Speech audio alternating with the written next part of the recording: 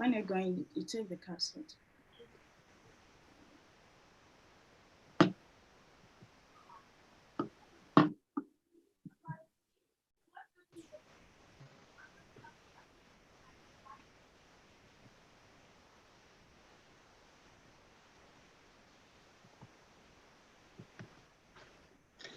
Yes.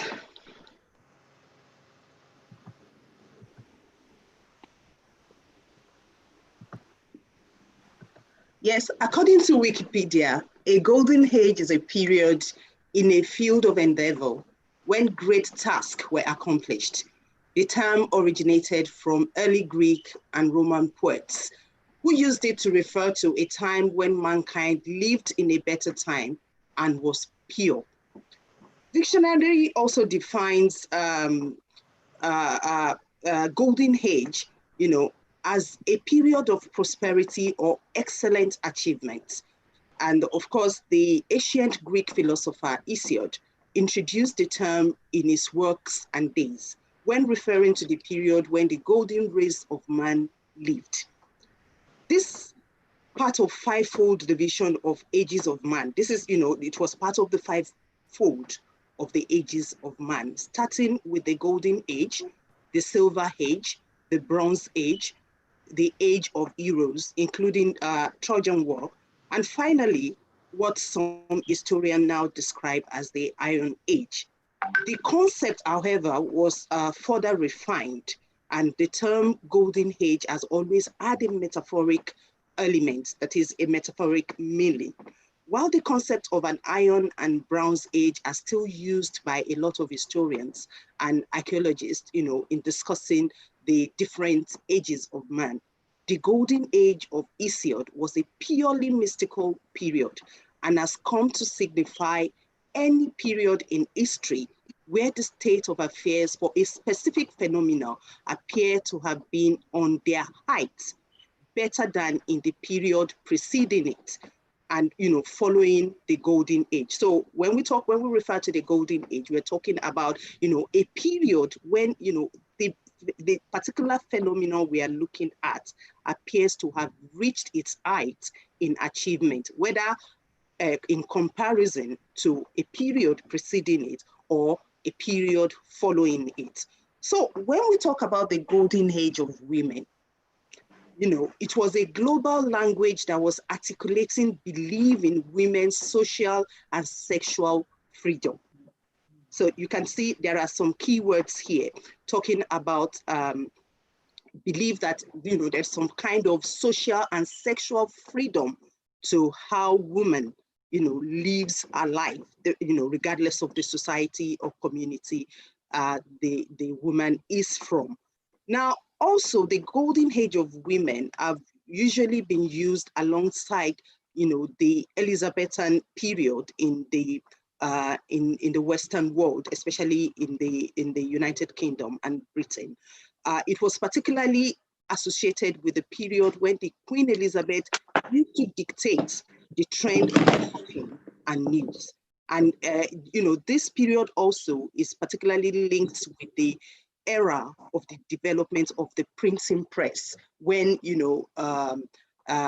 popular culture became things where artists, poets, and people that are in the entertainment industry are now known as popular people, and it is because they are endorsed by Queen Elizabeth. And it shows that it's a time when women were dictating fashion. They were, the one dictating the discussions, and they could have influence. Now the question is that as women, have we really had a golden age? And if we have really had a golden age, when was that period? And last month, during our last episode of Women Building Communities, there seemed to be a general agreement amongst most of the people that attended the show that now, this period is the golden age for women. And that is why on the WBC show this month, we decided to, do a series starting from this month on examining that concept of the golden age for women, and to know whether actually we are in the golden age for us as women. And if we are in the golden age for us as women, how are we managing this golden age? What are we achieving with it? And what are the things that we should be looking at, the indicators to show that really we are in the golden age and that we are actually making very good use of that concept, of the fact that we have an opportunity of being in the golden age. And with that, I want to welcome every single one of you for joining us on the Women Building Communities show. And today, you know, I have my our regular panelists, my sisters. We are all here to have, you know, this discussion in a very relaxed and, you know, intellectual atmosphere. And incidentally, today also, we have two additional panelists, you know, joining us to be part of this discussion. So I'm just going to go around, and this time around, we're going to start with our new panelists before we now go to the regulars in the house. I've got Falilat Alabi. If you please just let us see your face and say hello to people and give us a bit of an introduction about yourself. Assalamu alaikum, sisters. Good morning. Like the moderator said, my name is Falila Talabi. What will I say? Pardon? Say that. So go on. Yeah, I'm just one of the sisters in the community. I'm a librarian. And what else would I say? Recently got a master's. With no, go on, please. Do introduce yourself more. Yes. I just, like she said, I just got my master's from the City University of London. I studied information science, and it's been a smooth and a little bit hockey journey, but alhamdulillah, it's all done now. And I'm here with you, my sisters. So I'll see how it goes. I'll see what we'll be discussing today. Yeah, it's just a short introduction of myself. That's good. Thank you very much. And then we've got Sister Aisha Umar. Please, my sister, kindly introduce yourself and let's see your face. Please unmute yourself. Assalamu alaikum wa rahmatullah. Wa alaikum salam. Can you see me? Clearly. Yes. My name is Aisha Umar. I'm a gender specialist. I'm presently on my PhD studies in gender studies at the University of Ilorin, Nigeria. I study Islamic feminism, Okay. African women studies, Wow. anything that has to do with women. Women. I study. Good. And I'm a lecturer though. I work at the Federal University, Birnin Kebbi, Nigeria. I come into the UK on and off because my spouse is here. Okay. I'm glad to be here, and I'm glad this kind of forum is taking place because we have the opportunity to rub minds and contribute to society. That's the aim. Alhamdulillah for everything. Alhamdulillah. Thank you very much for joining us. I'll now quickly go to our regular panelists. If you start from Sharifa, then we go on from there. Sharifa, Mudurakat, and Umu Hamza. Hello, everyone. It's a good morning today. My name is Sharifat Akibu Onatade. Thank you. Yeah. Muduraka? I am Mudurakat Oshudia. And Umu Hamza.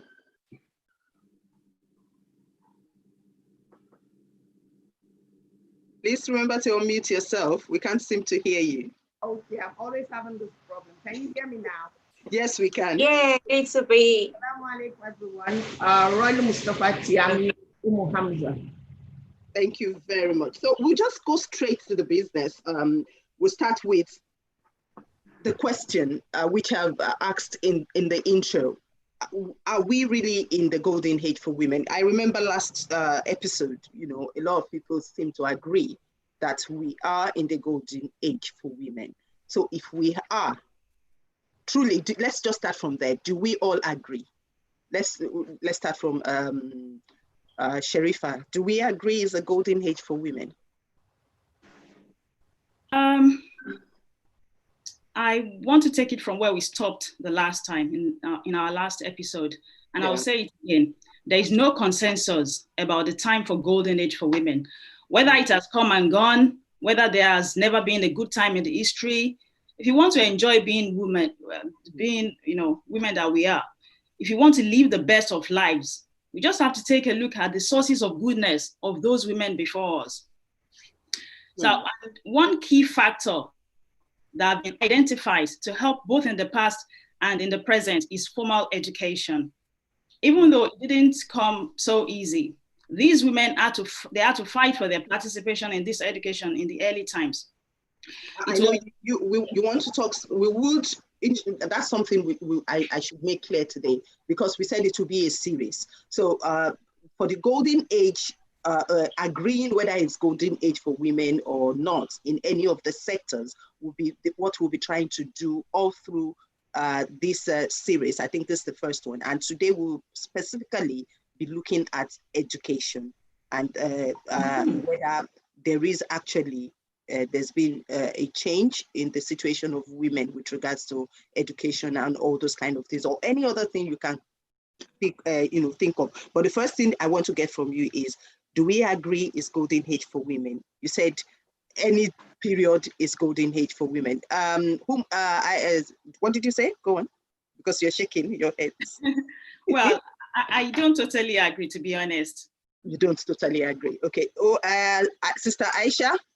Yes, please. To you. So are we in the golden age for women? To a very large extent, we are.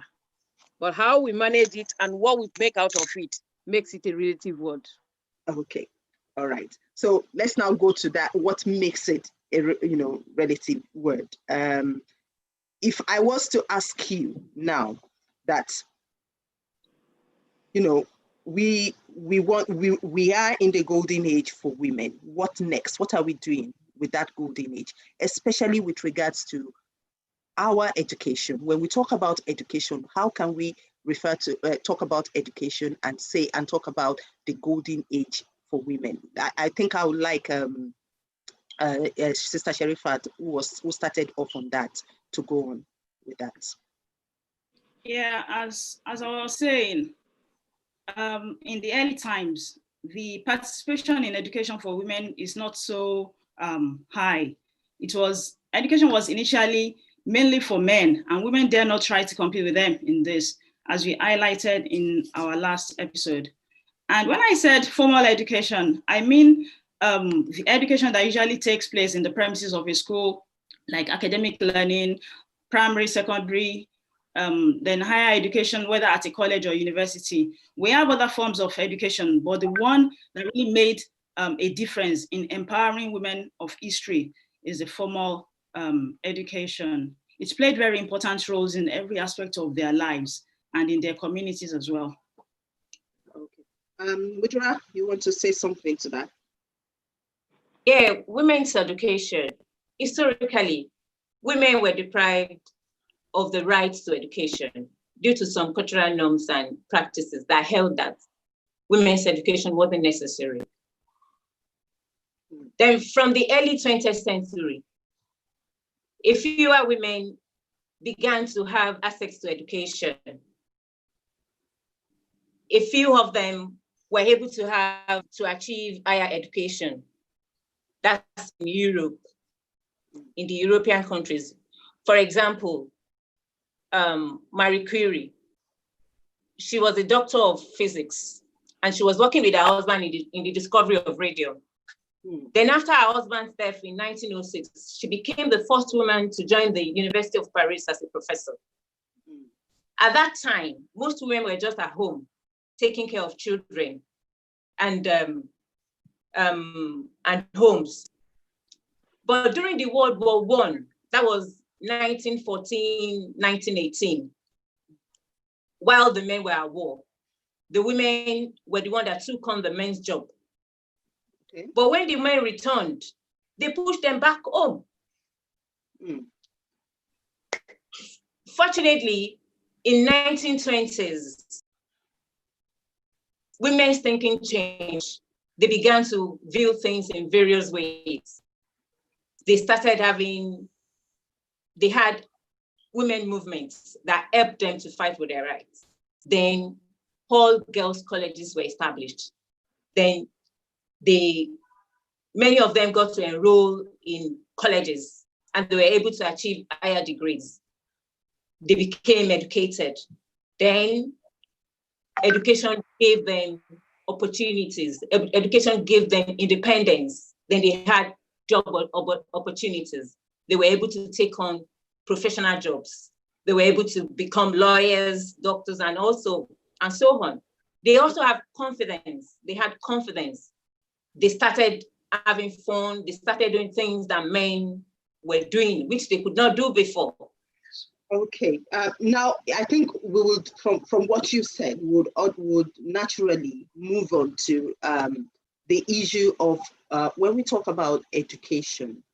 What are we talking about? Is it formal? Is it non? Because I have heard formal, non-formal, informal, and all sorts of education. And of course, there is also religious education. So on that note, I'll go to Hamza. When we talk about golden age for women, as religious people, do we believe there is a particular time that women were not supposed to be educated, especially if we're looking at it from the point of view of Islam?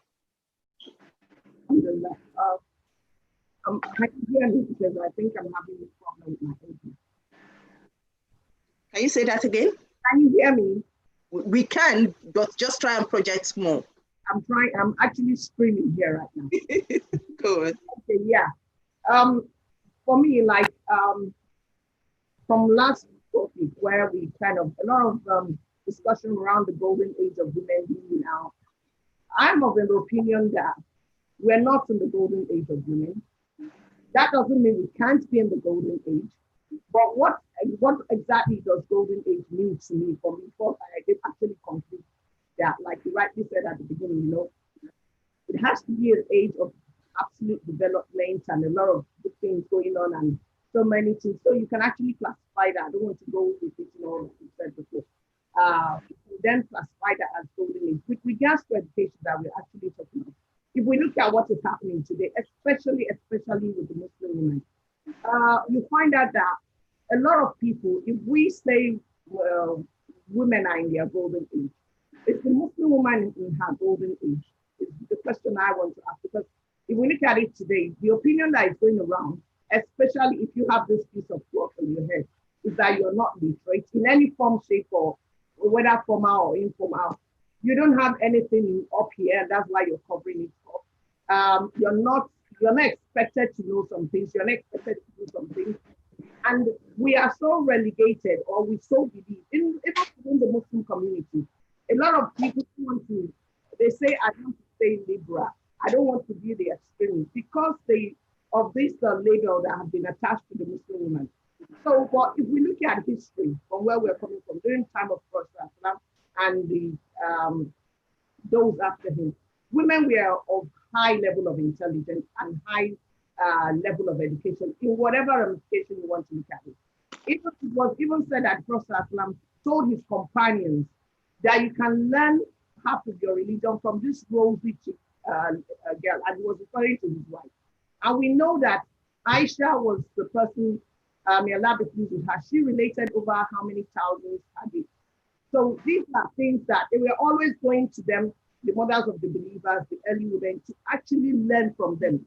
High level imams, sheikhs, and companions, we're learning from women. But today, what do we have? We have that we look at Boko Haram. I think you and I were involved in the campaign against this Boko Haram that is going on in the north. And today we have all different kinds. What are they saying? That education, formal or informal, as put it, is not relevant. And then a lot of people, even within our culture, forget the Muslim, what's it called? The Muslim Ummah. In our culture, we find out that there are a lot of people, not just in Africa, around the world, all over the world, they think it is more important for you to educate the man rather than for you to educate the woman. But Islam is pushing it forward to say it is important, equally important for you to educate the man and also educate the woman. Railu, well, there is something you said there that I think we're going to have to come back to. I'm still going to ask the panelists about it. And that is the fact that when we talk about, the way women are viewed and whether it is golden age for them or not, are we talking from the point of view of what people around the woman are saying or around women are saying, or what is actually happening with the women? So do women actually believe that at this point that they are in, the golden age, they have the opportunity to express themselves, to be listened to, and to actually achieve? And on that note, I'll go to Falilat. I would like Falilat to, look at it from the point of view of, you have made reference to Islamic education, Railu, and the fact that, even pre this period, during the life of the Prophet, there was a lot of access for women to be educated, and he promoted women being educated. So Falilat, if we look at it, if you look at it now, at this point in time, if you want to look at formal, informal, or any form of education, are the women thriving? Assalamu alaikum. In my point of view, I would say women's golden age is individualistic. What I mean by that is the fact that it depends on the way you perceive yourself, the way you present yourself. If you think that, oh, I'm too old to achieve certain things, I'm too old to do certain things, or that the time has passed for me to do certain things in life, then you have already said you have passed your golden age. As for me, your golden age is when you discover yourself, when you accept that this thing can be achievable, this thing I can do it. I see women as the best teachers. They are the ones that teach the husband, they teach the sons, they teach the daughters. So to say that women are being relegated, I think it's more to do with culture. So different cultures see women and they treat women differently. So it is what you make of yourself that determines what the society see you as. So for me, I believe that there is no time that is late to achieve anything. If you set your mind to doing it. Oh, you are looking at it from an individual perspective. Yes. I think take your golden age with you. Anytime is your golden age. Anytime you are able to come up, to speak up, to take the bulls by the horn and say, yes, I'm there now. I found my voice. That is my golden age. Okay, that's good. I think I'll go to Aisha now. You are an academic. You've done research, into gender and women issues. So what do you think education, looking at, education as a concept, what have you found in your study of gender and particularly women? Okay.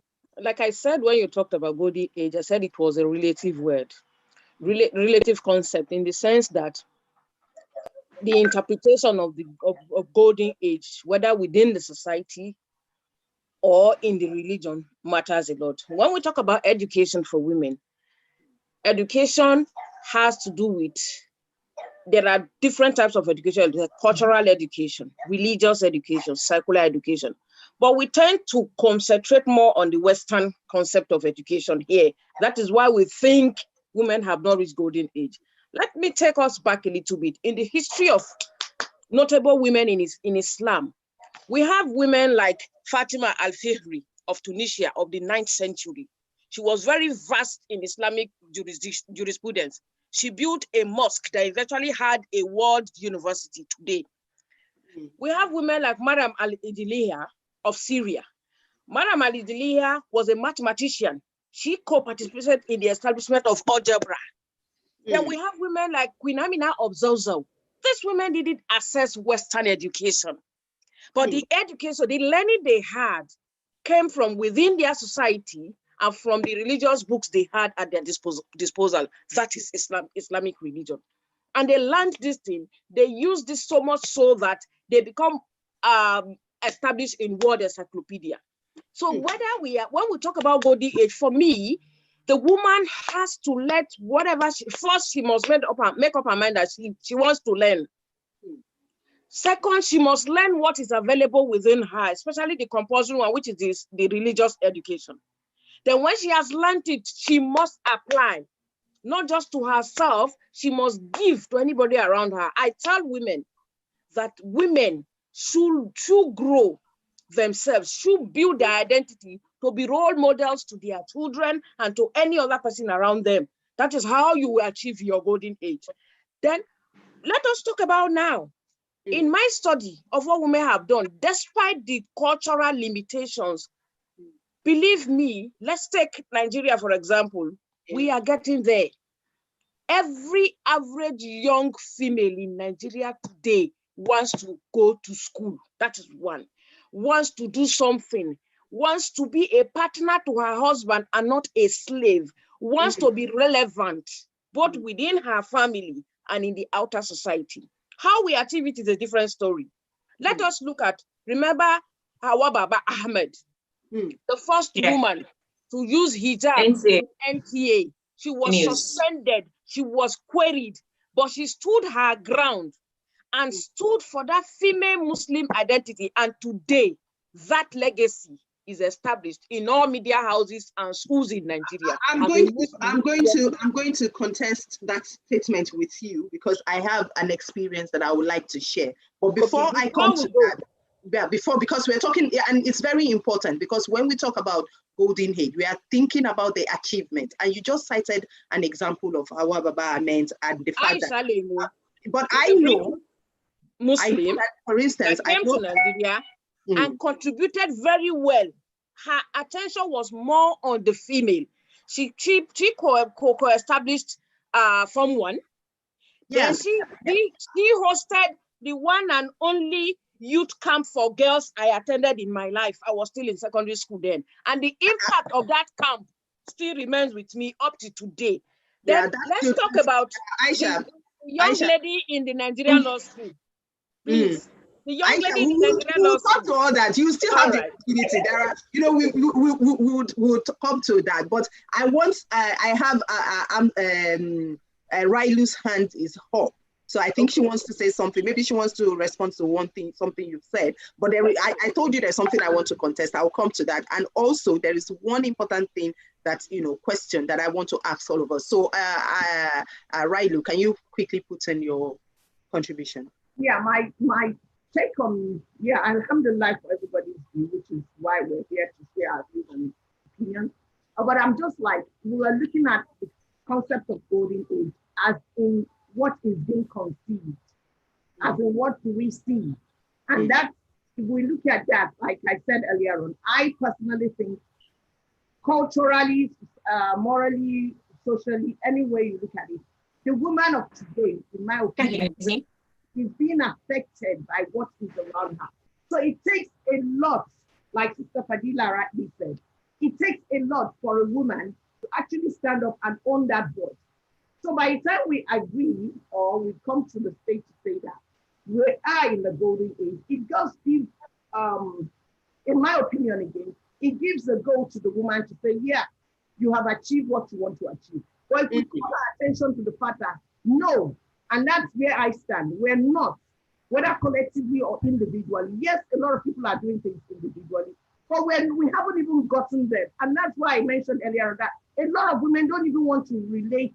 And I'm talking from the Islamic point of view, even though I still want to contest that the normal woman on the street hasn't even reached a golden age, even though she says she has a voice, she has a Muslim woman has not reached her golden age, because all around you see women trying to deny.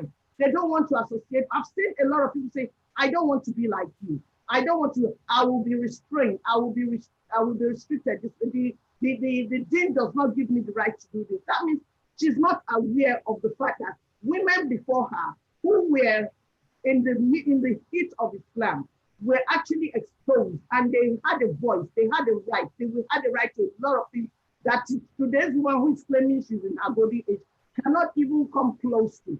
And that's where my point is. Yeah, thank you very much. Now, I want to go back to, who is that? Can I say something? Go on. Yes. It's like a kind of response to what Aisha said. Well, I also believe that religious education is the best and is the most important. Hello.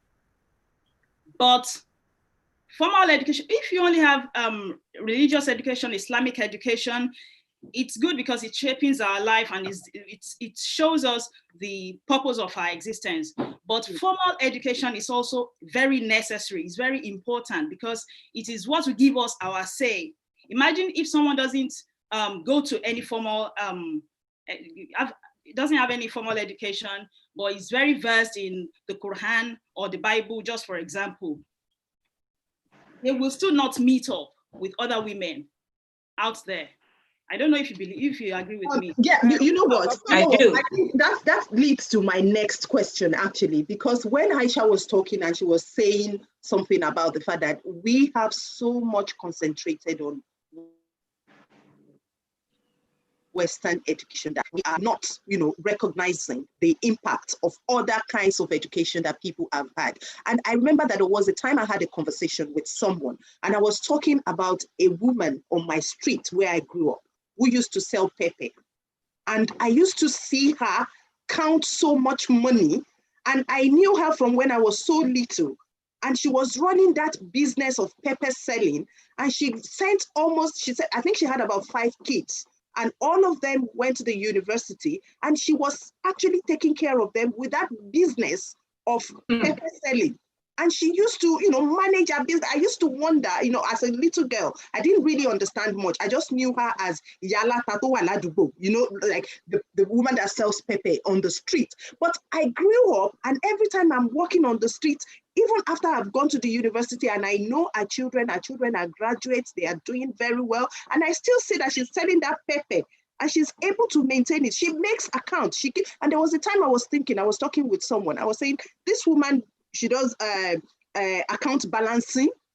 There is a way she would have always, calculated how much she's invested in our business, how much informal education. That is education. But if we look at her and she calculates her money, there's a way she divides them, the way our mamas do in Nigeria, that they count the money and then they wrap it and they put it down. It's a lot of money, and yet they are able to manage it. And it takes an amount of intelligence for someone to be able to do that. But we don't appreciate it. We see it as, Yalata, she's not educated. Do you understand? So how do we, for instance, in terms of education, how do we measure the achievement of women? Because Golden Age is talking about achievements.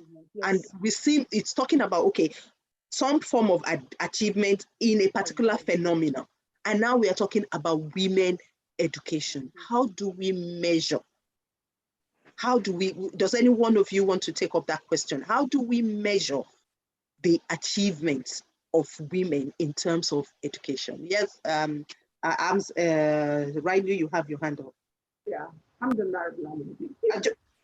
just before you talk, I want our participants to know that we're going to take their contribution when it's time. I can see some of them have their hands up. We will take their contribution. So, Riley, please go on. Yeah, for me, we're looking at measurement. I think I'll go with what Fadila said earlier, Fadila. And that is, now we're looking at it. Whatever you want to do in a society, you have to start from the individual, the family, where it goes and so now it comes back to when you want to measure. First of all, we need to know we need to recognize the fact that education itself is broader than whether it's Islamic or it's formal or informal. Education, in my opinion, whatever nothing is there. Go and use it. Knowledge is the philosophy of the Muslim. Anywhere you find it, you take it. So whether we count it as Western education, Islamic education, all this education put together, the society teaches you, the environment, you go for formal education, all that put together. When you as an individual is able to stand up to recognize your voice, you find your voice and you find what your aim in life, and you're able to achieve it. Some will come the achievement will be in a big scale, a very loud one, like the names, the people Sister Aisha mentioned, and Sister Mudraka. They will come in this form. Others will come in very little form that you will not know.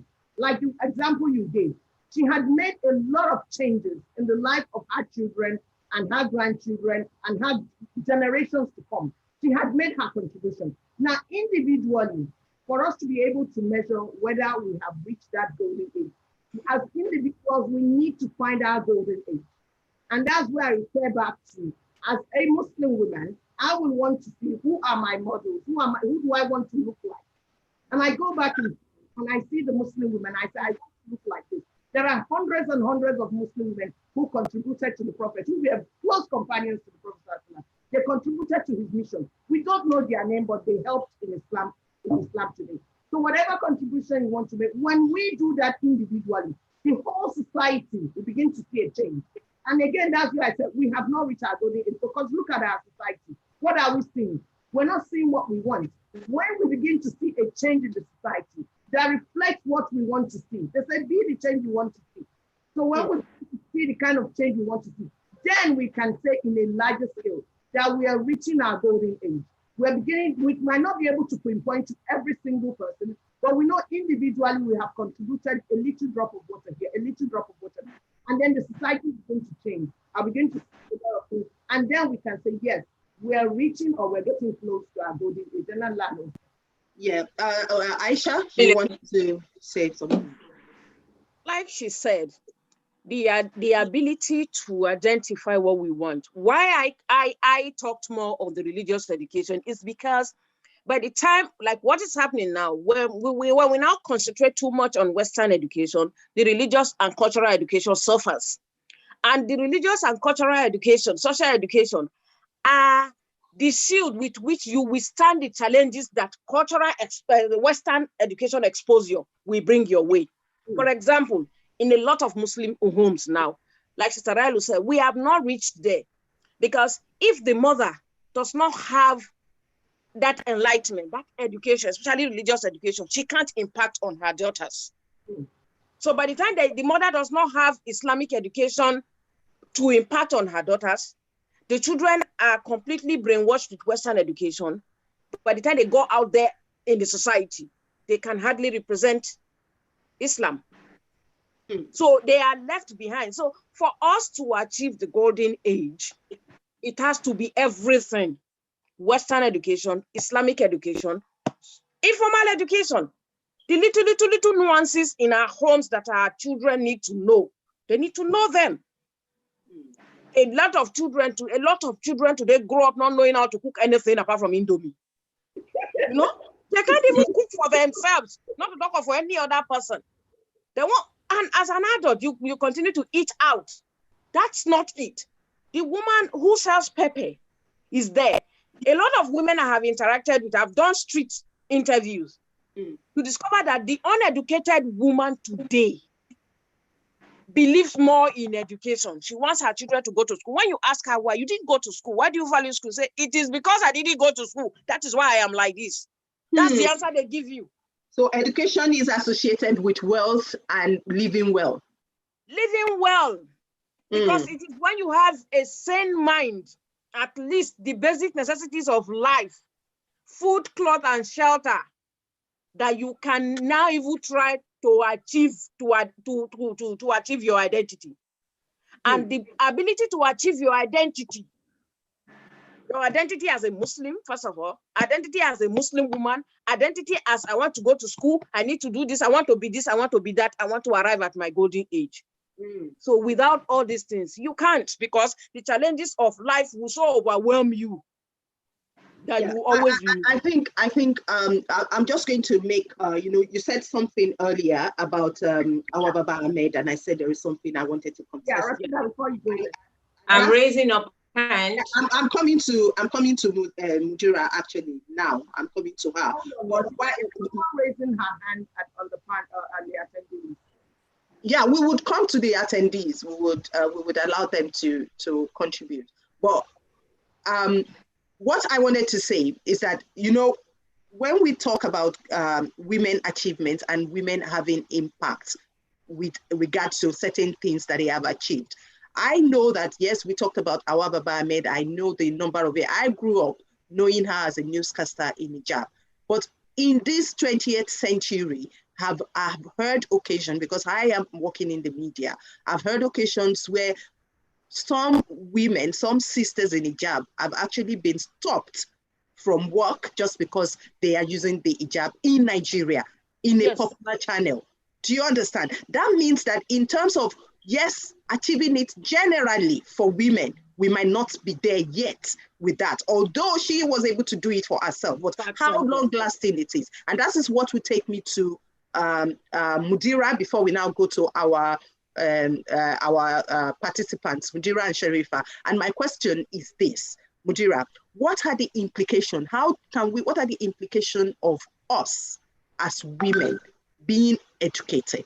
What parameters do we use to measure that? Okay, yes, in terms of education, women, we are there, and these are the things that, these are the implications, that the things that should be the results. Do you understand? So, Mudira, do you want to come in on that? We are coming to our participants soon. Okay. Yeah. With women across the world having more access to education, more freedom, better health than any part in history, it is easy for me to say that the first part of 21st century represents a golden age for women when compared with the past. Lots of women have been able to achieve higher education.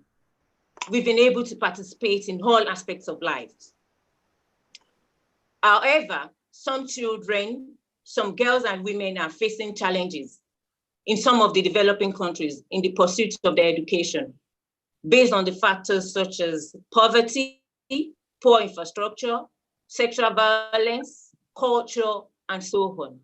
So all these pose concerns for some organizations like World Bank, UNESCO, UNFPA, UNICEF. They are intervening into women's education. For example, the World Bank. For World Bank, girls' education is a strategic development priority. Therefore, they're working with governments, civil society organizations, multilateral organizations, private sectors, and donors to advance multi-sectoral approaches to overcome the problems. Therefore, they're focusing on providing conditional cash transfers and scholarships to girls and women around the world. They're ensuring. If they give us, or if you have access to that, does that mean we are in the golden age for women? Yes. So the 21st century, the present day, up to the first part of the 21st century to present, they represent a golden age for women. Although we're still having some challenges which we need to tackle, like poverty, child marriage, violence against girls and women. These are all issues that we will definitely, try to look at, on other episodes of the WBC show. But I can see that Sharifa is having her hands up. Did you want to say something quickly before we go to our participants in-house? Yes, there have been discussions about the fundamental rights of women to formal education, and the general belief that it is going to violate our traditional roles. But in the end, the compromise was in the saying that better educated women make better mothers and wives. Then according to UNICEF, children of an educated mother are likely to survive. And from experience, they're likely to get educated and be in better paid jobs, and they can be in control of their lives. Education of a woman also increases her earnings by 15%, and she benefits our society more by contributing to the economy. All of these are due to her skills and the confidence she's got. Another implication is that it reduces fertility up to 10% because of the delay in marriages. You know, we usually, yeah. So she will give us figures. Yeah, we usually want to finish our studies before going into marriage. So it directly reduces the world's population, and UNICEF regarded this as a good impact on our environment. So in actual fact, when we talk about education, and I think you are referring more to formal education than any other education. Go on, quickly. Sorry. Education also helps women to participate more in the labor market because it's also to help higher income. Yeah, I think she already made reference to that in terms of employment and that she gets more income, which is very good. So what we are saying is that if we look at it, what I seem to be getting from everybody is that, yes, there has been some improvements, but there is quite a lot for us to do. We will come to Falilat, but before we go to Falilat, I think we're going to take some of the hand raised within the participant. There is a Sharifa, you've had your hands up for so long. If you can just unmute yourself and then make your contribution. Sharifa? Can you see her too? Can she put on her video? Pardon me? Can she turn on her video? Sharifa? She can only use audio. So if you unmute yourself and make your contribution. I can actually bring her to panelist and let her use video. So Sharifa, if you unmute yourself now, you can also use your video and have your contribution. I don't think she's there again. There is also Alaja Adeyeye. Yeah. Assalamu alaikum. Wa alaikum salam. Yes, please, let's have your contribution. Alaja Adeyeye. Unmute yourself and let's have your contribution. Okay. All right. Assalamu alaikum. Wa alaikum salam. Wa rahmatullahi wa barakatuh. So let me just make a quick contribution.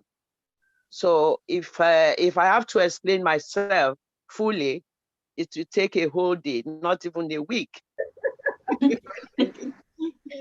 But I just want to make one or two things that when we are saying golden age, I will say I have reached golden age.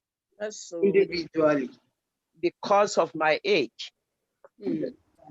Because I have written several papers, I have delivered some lot of messages, you know, in an open place, in a, you know, to women. I have even formed a group, you know, Women Let's Talk, in a community in Nigeria. So all this is going on and on and on. I have written books. I have educated my children. They were well-to-do, even though some of them they are not doctors or accountants. You know, one of them is an accountant. So I will go on and on and on.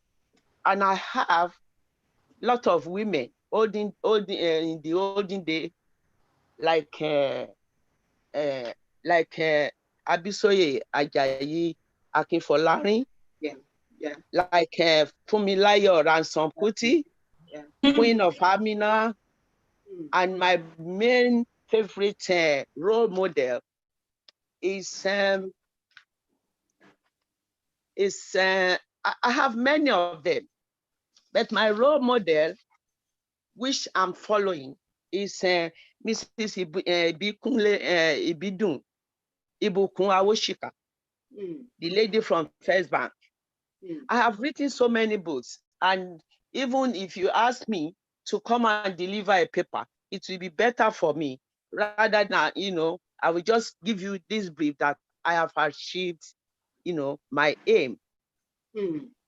So While individually, you believe that, people, we reach our golden age at different times. So Yeah, right now, you believe you have reached your golden age. And Yes. guess what we want to know, what we are asking, and that will take me to Falila, is that, it's about, we know that individually we can all reach, different, we can all achieve different things at different times. And we can say, yes, right. we reached our golden age. But in terms of looking at how these individual achievements have now come up together collectively to position the women in a very strong place.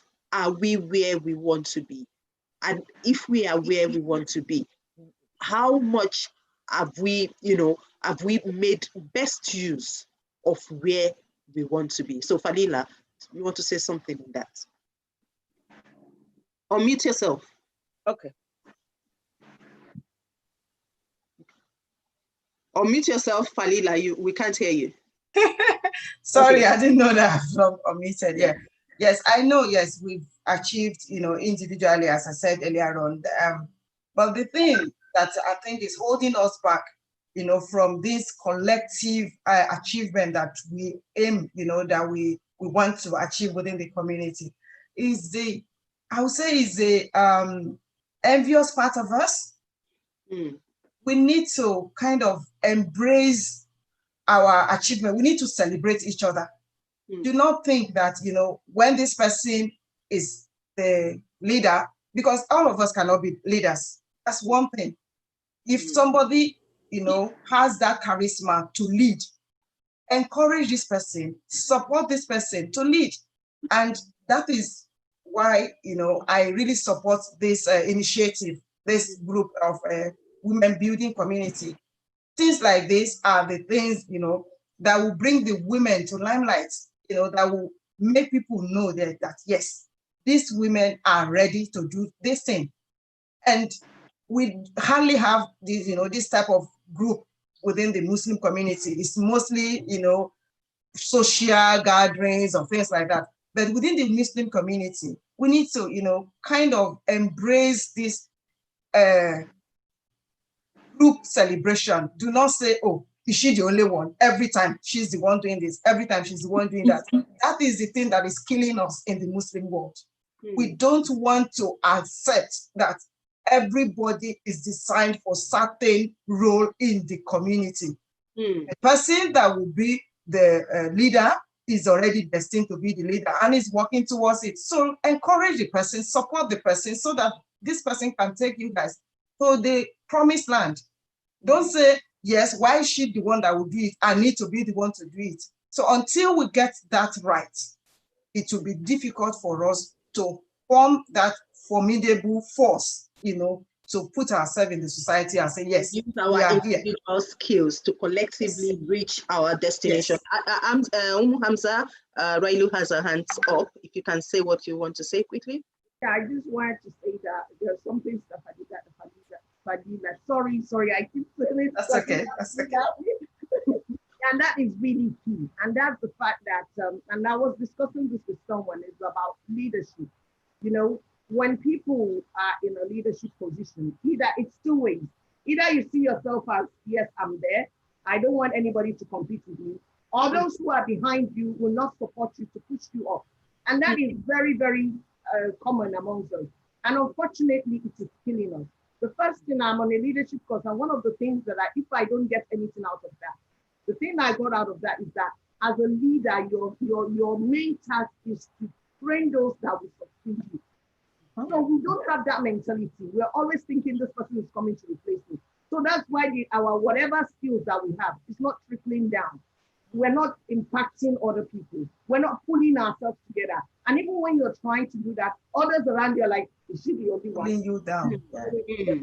We need to change our mentality, where we think and rethink development. As a leader or whatever position, and everybody, Rasulullah said, he said, every single one of you is a shepherd, is a guardian. So as the man, you are the head of the community is their guide, is their guardian. The man is the head of the house. The woman is in charge of her husband's house and his children. Every single person has a responsibility. So whether you're a small-scale woman on the street selling something, you have a family, you are in charge of that, or you are in a big enterprise. The bottom line is, wherever we are, whatever knowledge we have, we should ensure that we share it among us. And as individuals, we should also try to reach the maximum, because there's something, and that is key. Allah will ask you for every single thing He has given you. Whatever skill you have, make sure you maximize it.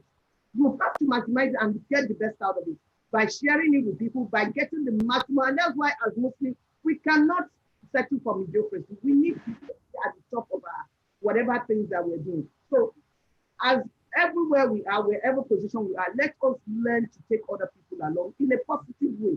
Not so they can hail us and say, yeah, she's the one in charge, or he's the one in charge. And those as followers, we should also be good followers. And Allah knows that.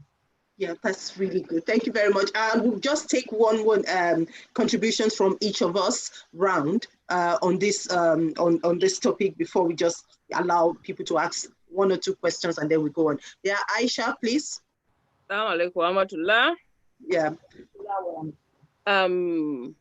For the golden age of women, we are not there yet, but I am positive that we will get there. Gradually. The age before now, women didn't have as much advantage as we had. So it's on a gradual increase. And gradually, by the time we put 1 and 2 together, we'll get there. Just like others have said, all we need is for those of us who are privileged to mentor the ones behind us. Let someone a hand to climb behind you in the ladder so that you will have companions at the top of the ladder. That's my take for today. Therefore, WBC, in the very near future, I see WBC being a reality program on worldwide television. We'll get there. Where women who have reached the golden age, they will come and talk to an audience, a female audience, who will learn and get inspiration from them. May Allah help us, and may He give us the ability. I mean, thank you very much for that. I'll go to Sharifa. Sharifa. Well, thank you. For me, it doesn't matter if generations before us have enjoyed being women or not. What is important to us is our own lives. As Falila has rightly said, each of us deserves the best of life. Therefore, they need to make now, the present moment, this generation, the best lived women generation. I was watching a recorded webinar yesterday evening, and it was about advocating for hijab. I saw it on WhatsApp and I just followed it, and it was very beneficial to me. One of the speakers, in person of Aziza Muse Sodiq, shared her story about how she thrives within a corporate law firm with her hijab. It's on Facebook. She had a focus from the start because there must be one big, like a main goal set for oneself. This sister that I'm talking about, in her career, things got so tough, but she didn't give up. She was so determined. She stood her ground and she believed in herself. So she got there in the end. She's now a partner at the law firm she works with. So I will ask myself, you need to ask yourself, each of us, what can I do right now to make my life better? We need to write it down. If possible, we should discuss it with a family or with a friend so that they can encourage us and support us in achieving it. We should also not forget to prepare the future generation, like Alhaja Adeyeye said, and I appreciate it. I think it's because she's educated herself. I don't know much about her, but I believe from the way she has spoken, she is educated. That's why she's able to pass that on to our children. So we need to prepare them to face challenges and have purposeful life. I don't know Aziza personally either, but from the way she talked, I can say that her mother was a source of strength. She prepared her so well, both psychologically and mentally, to face life with all the challenges and to triumph in the end. So whatever will give you a fulfilled life, go for it. Make the most of your life. Thank you. Mudiraka?